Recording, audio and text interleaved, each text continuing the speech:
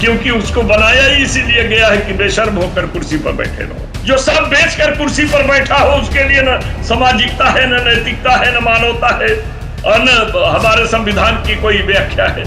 तो supreme court की टिप्पणी पर अगर चुनाव आयोग के अंदर थोड़ा भी शर्म होता तो वो इस्तीफा देकर के बाहर हो जाता, लेकिन नहीं करेगा। देश को छलने दीजिए, ये देश को जितना छल सकते हैं छल रहे हैं। और यही तो है कि अगर हम सवाल पूछे तो कह रहे हैं हमारी सत्ता से जल रहे हैं। इनके पास जवाब क्या है? छलने वाला छल रहा है और सच बात पूछो तो कहते हैं कि जल रहा है। और अंधभक्त इतने बने हुए हैं कि वो तो कहता है कि हम गोबर को सुखाकर अच्छे रैपिड में बंद कर देंगे तो ड्राई फूड हो जाएगा। वो इतना समझता है कि हमारे अंधभक्त जो है इसे ड्राई फूड समझ करके बेच देंगे। तो ये तो मीडिया है, प्रचार का माध्यम है और जिस तरह से है। लेकिन ये सोचने की ही बात नहीं है, जांच का विषय है कि अडानी के साथ दूसरा देश सरकार की तरह बर्ताव कैसे करता है, क्यों करता है और किसके कहने पे करता है। और जब ये बात उठी है तो हमारे सरकार को भी ये बोलना चाहिए कि अडानी सरकार का प्रतिनिधि नहीं है, न सरकार का चहेता है। अडानी व्यापारी है, व्यापारी से व्यापारी की तरह आप अपना समझौता कीजिए। सरकार किसी की बनिए मगर ऐसी सरकार न बने जो सरकार संविधान की धज्जियां उड़ा रहा हो, जनमानस के पैसों का मजाक उड़ा रहा हो, जो जनता की भावनाओं से खेल रहा हो, जो गरीबों की गरीबी का मजाक उड़ा रहा हो। ऐसी सरकार न बने।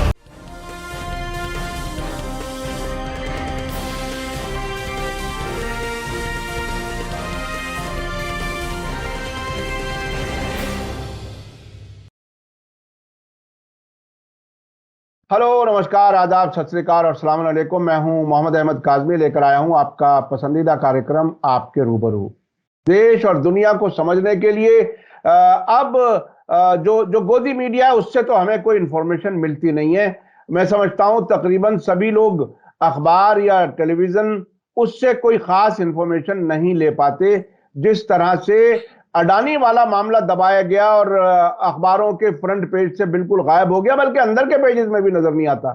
तो ऐसे वक्त में इंफॉर्मेशन का फ्लो जो है, जो बहाव है इंफॉर्मेशन का, वो काफी हद तक रोकने की कोशिश की जाती है। आज जिन इश्यूज पर मेरे साथ इस वक्त खास मेहमान है शब्बीर अहमद विद्रोही साहब, नागपुर से एनसीपी लीडर हैं और बहुत ही बेबाक अंदाज में अपनी बात रखते हैं। आज हम जिन इश्यूज पर बात कर रहे हैं वो बिहार में राबड़ी देवी, जो लालू प्रसाद यादव जी की पत्नी है, उनके यहाँ सीबीआई ने छापा मारा है। और उसके अलावा ये भी कहा जा रहा है कि शायद लालू यादव और उनके बेटे को भी कोई ऐसी जांच से गुजरना पड़ सकता है जिसमें कहीं कोई दबाव की राजनीति नजर आ रही है। इससे पहले अभी पिछले हफ्ते मनीष सिसोदिया, अभी तकरीबन 1-2 रातें ही गुजारी हैं उन्होंने जेल में, उनको भी बंद किया गया। उन पे करप्शन के चार्जेस हैं। ऐसे वक्त में जबकि अडानी के चार्जेस का कोई हिसाब किताब अभी तक सामने नहीं आया कि आखिर कितना उन्होंने देश का नुकसान किया है, वो अभी बिल्कुल दबाया हुआ है। सुप्रीम कोर्ट उस पर बहरहाल उसने जांच की बात शुरू की है, जांच कमेटी बनाने की बात की है, उस पर हम बात करेंगे। इसके अलावा क्या मनीष सिसोदिया और राबड़ी देवी के खिलाफ जो कार्रवाइयां हो रही हैं, इसके बाद क्या अपोजिशन इकट्ठा हो पाएगा, क्या कुछ है राजनीति के पिटारे में, वो हम समझने की कोशिश करेंगे। और अडानी वाले मामले में श्रीलंका से भी एक बयान आया है, बहुत ही दिलचस्प बयान है। वहां से कहा गया है कि हमने तो अडानी के साथ जो एग्रीमेंट किया था वो भारत सरकार को जिम्मेदार मानते हुए किया था। भारत बिल्कुल ऐसे ही किया था जैसे दो देशों की सरकार में समझौता होता है। क्या अडानी सरकार है? क्या मोदी के दोस्त होने की वजह से क्या उन्हें सरकार माना जाए? यह भी एक बड़ा सवाल है। इससे पहले कुछ और देशों ने भी अडानी के बारे में ऐसा कुछ कहा है। शब्बीर अहमद साहब, विद्रोही साहब, वेलकम है आपका। मीडिया स्टार वर्ल्ड को आपने वक्त दिया। आप ये बताइए कि ये मनीष सिसोदिया के बाद अब राबड़ी देवी और फिर ये जिसे कहते हैं ना वो हंटर, कहां कहां चलेगा, क्या क्या होगा, अब आप इसको किस तरह से देख रहे हैं? और इसके साथ साथ जो अपोजिशन लीडर्स ने प्राइम मिनिस्टर को खत लिखा है, उसको आप कैसे देख रहे हैं? पहले तो आपके दर्शकों का अभिवादन कर लें और आपकी बात के तरफ आए। कोई ये नई बात नहीं है। हमारे यहाँ ये है कि जुबान को भी दबाना है, जुबान काटना भी है और आपको सबक भी सिखाना है। और दुश्मन अगर मजबूत हो जाए तो उन्हें किसी तरह डरा कर अपने पाले में लाना है। इस तरह के खेल को खेलने का काम किया जाता है और ये काम चलता रहेगा। जानते हैं, लोहिया जी ने बहुत पहले कहा था कि जिंदा दिल कौमें जो है 5 साल का इंतजार नहीं करती। और दूसरी बात एक उन्होंने ये भी कहा था कि अगर जनता जुल्म के खिलाफ अगर चुप है, इसका मतलब कि कायरता उसके अंदर आती है। जुल्म वही होता है जहां कायर बसते हैं, ये लोहिया जी का कहना था और ये लोहिया जी ने कहा था। अभी आपने जैसे कहा सिसोदिया को, चाहे किसी को भी आप ले लीजिए, यहाँ तो ऐसा है कि हमारी नजरों में चढ़ गए हो तो तुझे जेल तो जाना है, और अगर हमसे नजर मिला के रहोगे तो तुझे कुछ भी करो हमें बचाना है। हमसे नजर लड़ा के रहोगे, लड़ाओगे, गुर्राओगे तो तुझे जेल तो जाना है, और हमारे नजरों के इशारों पे चलोगे तो हमें तुझे किसी तरह बचाना है। और ये बात दोनों तरफ से साबित हो जाती है। आज देख लीजिए इस देश में कितनी बड़ी बड़ी बातें हुई, क्या हुई, कैसा गया, लेकिन अदानी के बारे में कभी भी सरकार ने अपना मुंह तक नहीं खोला, न वित्त मंत्री ने खोला, न प्रधानमंत्री ने खोला। और सबसे बड़ी बात यह है कि जब एक श्रीलंका जैसे देश के विदेश मंत्री अली साबरी जी कह रहे हैं कि हमने ऐसे ही एग्रीमेंट किया है जिस तरह से देश का होता है, यानी जिस तरह गवर्नमेंट का गवर्नमेंट से होता है उस तरह हमने किया।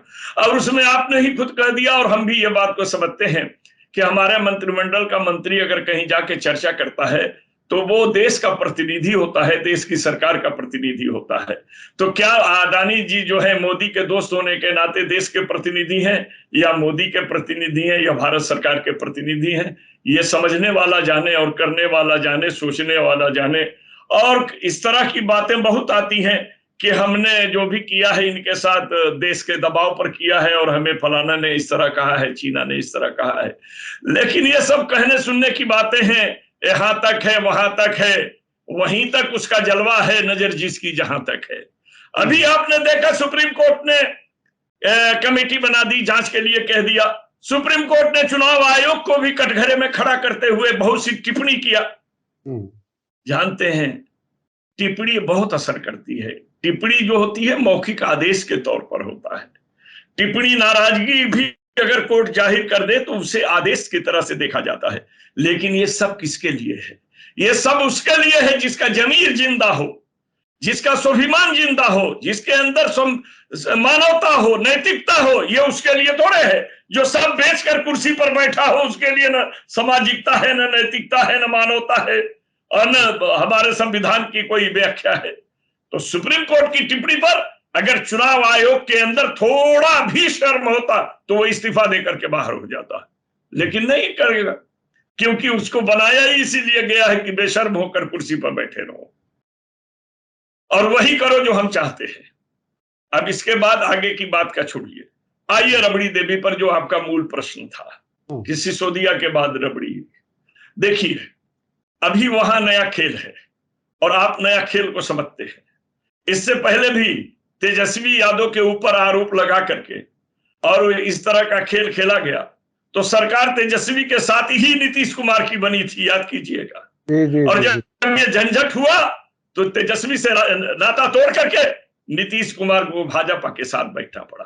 भाजपा वही पुराना खेल खेल रही है कि फिर इसके परिवार के आदमी को फंसाए, लालू को फंसाए, रबड़ी को फंसाए, और इस चक्कर में आकर के जो है तेजस्वी को फंसाए, और फिर देखें कि तेजस्वी रहते हैं, बने रहते हैं कि छोड़ देते हैं, तो फिर नीतीश कुमार किधर जाते हैं। ये सारी चीजें खेल खेला जा रहा है। ये ऐसा है कि तेल को पानी में डाल करके ये देखा जा रहा है कि तेल तो पकाने में वो वजनदार होता है, मगर पानी पर तैरता क्यों है? तेल खाने में वजनदार चीज है, लेकिन पानी पर यह तेल तैरता क्यों है? और अगर इसको मथा जाए तो बरनाल का जैसे मलहम कैसे निकल जाता है पानी और राई के तेल के बीच से, तो इसी तरह से ये मथन शुरू किया गया है कि बड़े बड़े को डालो, जिन्हें के ईमानदारी के चक्कर में डालो, झूठे मूठे चीजों में डालो, या पुरानी चीजों को कुरेद कर डालो कुछ न कुछ डालो। देखें कि ये तैरता है कि डूबता है, उबता है, सोचता है कि नोचता है, किधर को करवट बदलता है। क्योंकि आज देख लीजिए, तीनों प्रदेश में भाजपा की कोई ताकत नहीं। जिसे भ्रष्टाचारी कहा, मदारी कहा, लुटेरा कहा, एनपीपी जो अलग चुनाव लड़ी आज उसी के साथ बैठ के सरकार बना रहे हैं। तो साबित यह हो रहा है कि हमें एन कैन पे पराकेन सरकार चाहिए, सरकार चाहिए। हम सरकार के लिए किसी स्तर पर जा सकते हैं, तो ये सरकार के लिए किसी स्तर पर जाने की बात चल रही है। दूसरी चीज ये काजमी साहब, ये सोचने की बात है कि जिसे हमने चोर कहा उसी से हम गले मिलने जा रहे हैं, तो वो साला कैसे गले मिल रहा है? उसे भी तो सोचना चाहिए, किसने हमें बदनाम किया, बेइज्जत किया, ये किया, और मैं इससे गले मिलूं। इसका मतलब ये है कि मैं फिर उसका साझेदार हो जाऊं। ये तो ऐसा लगता है कि गालिब के उस शेर की तरह से, शाम को जाम लिया सुबह को तौबा कर ली, रिंद के रिंद रहे हाथ से जन्नत न गई। ये हाल है कि हम अलग लड़ करके, अलग तरीके से हटकर, भ्रष्टाचारी कहकर, मदारी कहकर चुनाव लड़े, लेकिन फिर सत्ता हमारे हाथ में रही, क्योंकि फिर सुबह को तौबा कर ली, जीतते ही गले मिल लिए। तो ये सारी चीजें कुछ जो है सत्ता सुख के लिए है, सत्ता के भोग के लिए है, और ये सत्ता मनमानी के लिए है। देश की जनता के लिए अगर सत्ता होती तो इस तरह के कार्य नहीं होते। ये बहुत ही अहम बात आपने बताई कि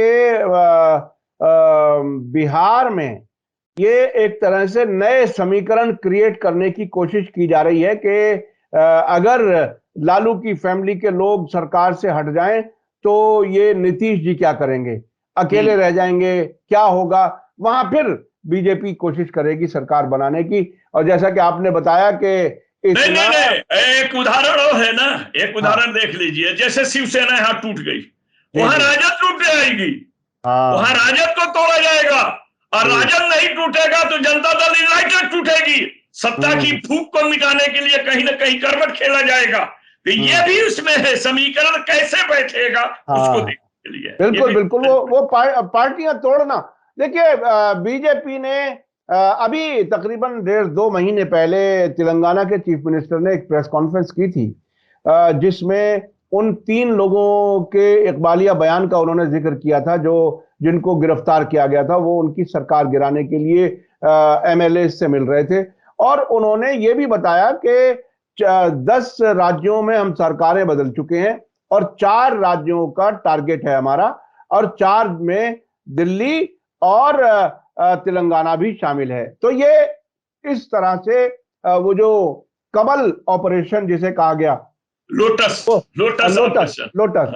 ऑपरेशन जिसे कमल कहते हैं हिंदी में, तो वो ऑपरेशन के नाम से वो पूरी सारी सरकारों पर कब्जा।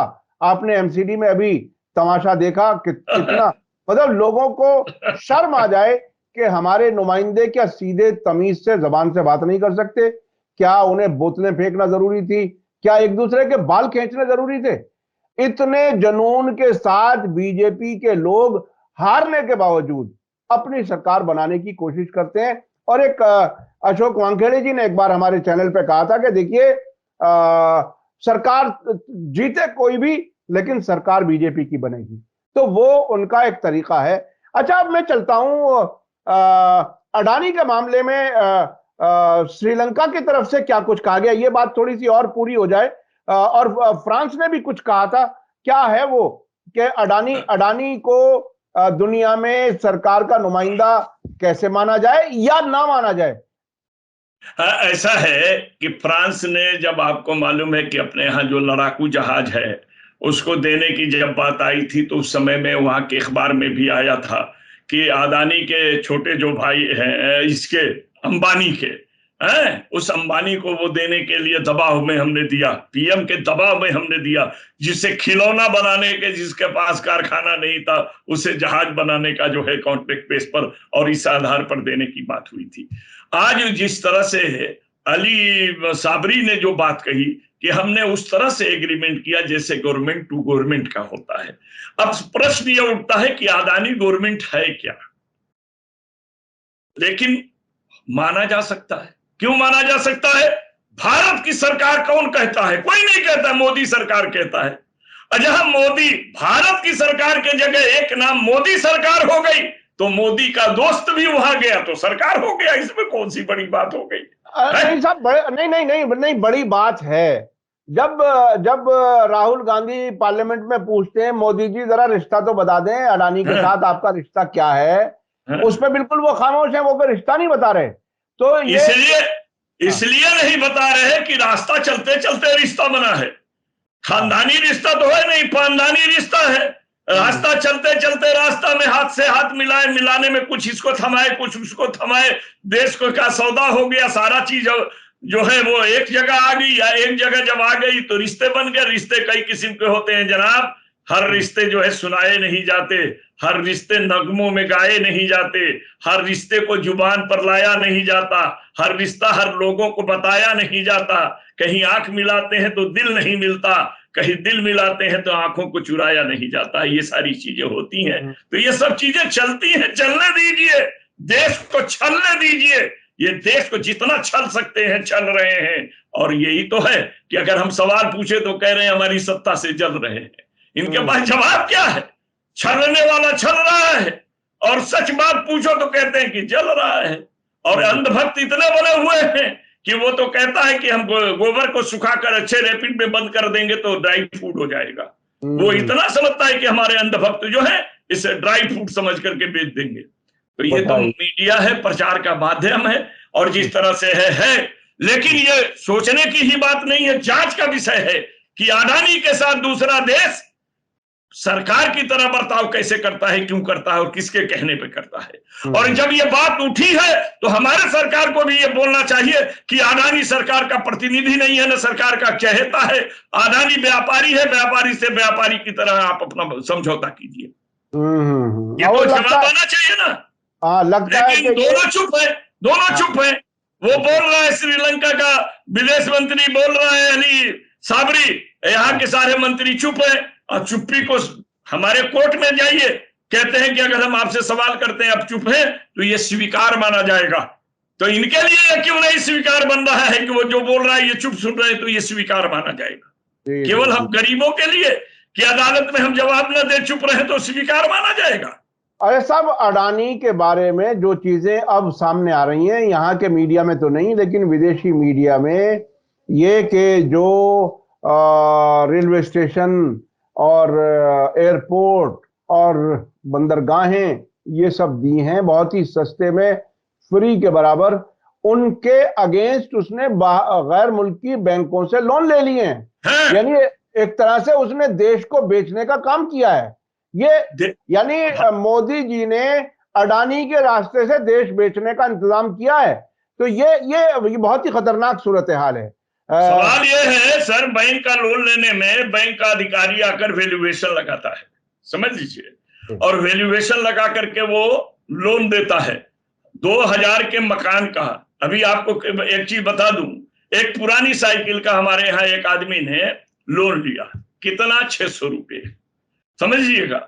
लेकिन उसका वैल्यूएशन करके वैल्यूएशन वाले ने 600 रुपये के लोन के लिए डाला तो उसको 6000 लोन दे दिया। उसने कहा कि हमारी साइकिल जब्त कर लो, साले 400 की तो साइकिल है, इसमें लेना देना क्या है? तो प्रॉफिट में है कि नहीं है? इस तरह से इसने किया है। एयरपोर्ट पर जब पर लोन ले लिया है, लोन लेने के बाद आप हमारा जब्त कर लीजिए, हम तो फायदे में पहले ही से पड़े हुए हैं। हाँ बिल्कुल बिल्कुल, इसी फार्मूले पर ये। और ये नहीं तो दूसरा फार्मूला है, भारत सरकार के बैंक का अगर लोन है तो भारत सरकार एनपीए कर देगी, मामला वैसे भी खत्म हो जाएगा। जी जी जी जी जी जी, हर तरह से लूटने का इंतजाम है। अच्छा, अब मैं चलता हूं, थोड़ा सा सियासी बात कर ली जाए। अभी मनीष सिसोदिया की गिरफ्तारी के बाद कई पार्टियों के लीडर्स ने, खासतौर पे एनसीपी के लीडर शरद पवार जी ने, उसके अलावा ममता बनर्जी ने जो वेस्ट बंगाल की चीफ मिनिस्टर है, अखिलेश यादव ने, समाजवादी पार्टी के अध्यक्ष, इन लोगों ने और भी कुछ लोगों ने प्राइम मिनिस्टर को खत लिखा है। क्या आप इस खत को देख करके और भारत जोड़ो यात्रा के बाद जो कुछ वाकयात हो रहे हैं, क्या आप इसको अपोजिशन को बीजेपी के खिलाफ इकट्ठा होता हुआ देख रहे हैं? देखिए, खत लिखने का मतलब ये है कि क्या जो चीजें चल रही है मोदी को पता नहीं है पता, लेकिन खत लिखने का मतलब कि मोदी जी कल ये ना कहे कि हम जानते नहीं थे, हम ये कह सकें कि हमने तो आपको इस बारे में सूचना दी थी, हमने तो आपको खत के जरिए इतला दिया था। हम क्या खा रहे हैं, क्या पी रहे हैं, ये उनको खबर है, क्या खाएंगे क्या पिएंगे ये उनको खबर है, और क्या हमें खाना चाहिए इसका वो फैसला करते हैं। तो क्या ये खत और ये से ही बात को जानेंगे? लेकिन यह एक रास्ता है अपनी बात पहुंचाने का, उन्होंने पहुंचाया, लेकिन खत के जरिए ही हम एक हो जाएंगे ऐसा नहीं है। लेकिन अगर हमें एक होना है तो एक ही फार्मूला हमने बहुत पहले आपसे कहा था और आज भी कहेंगे कि अगर हमें दुश्मन को, और हमारा दुश्मन हो तो बात अलग है, जो देश के संविधान का दुश्मन है, जो देश का दुश्मन है, देश के विकास का दुश्मन है, ऐसे दुश्मन को सत्ता से हटाना है तो हमें अपने निजी स्वार्थों को भूल जाना है। हमें जनमानस के स्वार्थों को विचारधारा में रखकर एकता की तरफ आना है। हमें सीट नहीं, हमें अपना पीठ बचाना है। जो ये डंडे चल रहे हैं चारों तरफ, सीट बचाने के बजाय हम अपना पीठ बचाएं और दुश्मन को किसी तरह लोकतंत्र के रास्ते से हटाने का काम करें, तब जाकर इसके लिए एक होंगे। एक अगर आप ये स्वार्थ रख के कहेंगे कि सरकार हमारी बने, आप एक नहीं हो पाएंगे। सरकार किसी की बनिए, मगर ऐसी सरकार न बने जो सरकार संविधान की धज्जियां उड़ा रहा हो, जनमानस के पैसों का मजाक उड़ा रहा हो, जो जनता की भावनाओं से खेल रहा हो, जो गरीबों की गरीबी का मजाक उड़ा रहा हो, ऐसी सरकार न बने। ये जब विचारधारा आप अपने अंदर रखेंगे तो निश्चित आप एक हो सकते हैं। जी जी जी, ये आपने बहुत ही अहम बात की। और खास तौर पर अभी जिस तरह से राहुल गांधी इस भारत जोड़ो यात्रा के बाद अभी विदेश भी गए हुए हैं, और वो बात, उनकी बातों से ऐसा लग रहा है, कितना सच है कितना गलत है वो तो आने वाला वक्त बताएगा, कि वो जेन्युइनली बीजेपी के खिलाफ वो टक्कर लेने की बात कर रहे हैं। क्या आपको लगता है कि इस बार कांग्रेस का वो जो एक तरह से बड़े भाई वाला जो बिहेवियर रहता था, कि चाहे हम मिसाल के तौर पर उत्तर प्रदेश में हमारी पिछली बार बहुत कम सीटें हैं लेकिन फिर भी हम सैकड़ों के हिसाब से सीटें रखेंगे, तो क्या इस बार आपको लगता है कि क्या कांग्रेस ज्यादा रियलिस्टिक होकर के, ज्यादा हकीकत पसंदाना तरीके से कुछ विपक्षी दलों के साथ मिलकर के चुनाव लड़ सकेगी? देखिए, सबसे बड़ी बात यह है, हर प्रदेश में क्षेत्रीय दल हैं और क्षेत्रीय दल का क्षेत्रीय एक अवलोकन है। आज राष्ट्रीय दल का हालत बहुत बुरी है भाजपा को छोड़कर। भाजपा की स्थिति अगर आप गौर से देखेंगे तो आप जानते हैं कि भाजपा ये क्या कर रही है। ये ईडी सीआईडी ये वो का जो काम कर रही है, वो सिर्फ ये कर रही कि 24 में चुनाव लड़ने लायक उम्मीदवार न रह जाए। जितने नेताओं के यहाँ इतना छापा डाल दो कि डर के मारे मेरे मुकाबले में न आए। इसलिए इन्हें सोचना पड़ेगा और अच्छे छवि के नेताओं को, नए कैडर को खड़ा करना पड़ेगा और इनको एक अलग ढंग से समझौता करना पड़ेगा। क्षेत्रीय पार्टियों को कहना पड़ेगा आप स्टेट को संभालिए और सेंट्रल के लिए जो राष्ट्रीय पार्टियां हैं उनके साथ जुड़कर काम कीजिए, तब जाकर काम होगा। नहीं तो आप अगर बराबरी, हम बड़े भाई हैं, हम छोटे भाई हैं, मोटे भाई हैं, लंबे भाई हैं, ठीक है, बड़ा भाई तो छोटे भाई को गोद में खिलाता है, बाप मर जाए तो छोटे भाई को बड़ा भाई बाप की तरफ पालता है। तो तुम्हारा अगर बड़े भाई हो तो छोटे भाई को गोद में अपने खिलाओ ना, उसको खिलाओ ना, उसको प्यार दो, व्यवहार दो, उसे बड़ा करो, उसे बड़ा करो। बड़ा भाई तभी हो जब छोटे को तुम बड़ा करोगे, बिल्कुल चाहे हर तरह से। तो ये सब चीजें करने की है। लेकिन एक बात आप निश्चित रूप से मानिए, 24 में सरकार कितनी भी सीटें जीती है भाजपा के बनने के रास्ते पर जाएगी, और नहीं तो भाजपा में फूट होगी तो नए रास्ते से सरकार बनने का काम होगा। लेकिन जनता भी अत्याचार को सह चुकी है। हमें डर ईवीएम का है, हम हमेशा कहते हैं, दूसरे कहे न कहे। हमारे महाराष्ट्र में अभी चुनाव हुआ, ईवीएम से नहीं था, बैलेट पेपर से था, भाजपा हर जगह हार गई, हर जगह हार गई। तो इस बात को महाराष्ट्र के खासतौर पर अभी जिनका हम जिक्र कर रहे थे, आपके पार्टी के लीडर शरद पवार जी, उस बात को मेरे ख्याल से नेशनल लेवल पर डिबेट में लाना चाहिए कि ईवीएम को हटा करके ही हम सारे विपक्षी दल अगर मिल करके ये बात कह दें और ये तजर्बा भी बता दें कि देखिए यहाँ ये हुआ और इसमें कोई परेशानी नहीं हुई, तो उस रास्ते पर लाने की जरूरत है। बहुत बहुत शुक्रिया शब्बीर अहमद विद्रोही साहब, आपने खास तौर पर जो बात कही वो ये कि अपनी जो है अना को एक तरफ रख करके पार्टियों को आपस में मिलकर के आगे बढ़ने की जरूरत है, और जो बड़ी पार्टियां हैं उनको क्षेत्रीय पार्टियों को अपना स्पेस नहीं, काजिमी साहब, सबसे बड़ी बात है, छोटी सी बात है, दो पंक्तियां हैं जो आपके सामने रख देता हूं, उससे आप समापन की तरफ ले जाएं। देखिए, उजड़े हुए गुलशन को हो आबाद क्या करना, बीते हुए लम्हों को याद क्या करना, पिंजड़े के बंद पक्षी ने एक दिन कह दिया, हम उड़ना भूल गए हैं, मुझे आजाद क्या करना। हमें आप पिंजड़े से बाहर भी करेंगे, हम उड़ना भूल गए। संघर्ष का रास्ता अब जनता भूल रही है, आंदोलन का रास्ता जनता भूल रही है, सच का साथ देना जनता भूल रही है। वोट को नोट पर बेचने के तरफ जब जनता बढ़ने लगेगी तो अत्याचारी, दुराचारी, दुर्व्यवहारी, मदारी यही देश पर हुकूमत करने लगेंगे। इसलिए कुछ जनता को भी बदलना होगा, अपने विचारों के साथ चलना होगा, राष्ट्र को राष्ट्र समझना होगा, देश की विकास को अपना विकास समझना होगा, तब ये देश आगे बढ़ेगा। जी जी, ये बहुत ही अहम बात है। मुझे अब इसमें कुछ और ऐड नहीं करना, सिर्फ ये है कि जनता को अपनी आवाज उठाने की जरूरत है, संघर्ष करने की जरूरत है, आंदोलन करने की जरूरत है। वो पैसा लेकर के वोट देना या अंधभक्त हो जाना किसी का भी, ये कोई देश के विकास वाला रास्ता नहीं है। बहुत बहुत शुक्रिया शब्बीर अहमद विद्रोही साहब, आपने हमें वक्त दिया, इसके लिए हम आपके आभारी हैं। इसी के साथ मुझे दीजिए इजाजत। धन्यवाद, शुक्रिया। जय भारत, जय हिंद।